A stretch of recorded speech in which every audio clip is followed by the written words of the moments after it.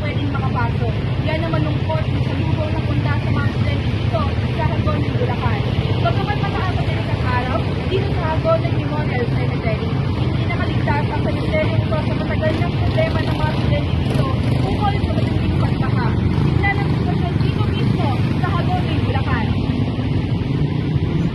Araw pa naman mismo ngayon ang pagulita ng undas pero walang katao-tao dito sa sementeryo dahil paano nga naman mapipilit ng kanila kung lubog sa tubig ang himlayan ng kanilang mga mahal sa buhay. Ayon sa korporasyon na nagmamay-ari ng sementeryo, lubos nilang ginawa ng paraan na maisaayos ang sementeryo para sana sa mga pamilyang sasalubong ng undas dito. Subalit dahil sa sunod-sunod na pagbagyo at pagtaas ng tubig dulot ng high tide, hindi pa rin kinaya ang pagbomba ng tubig palabas kung kaya't nanatiling lubog ang sementeryo.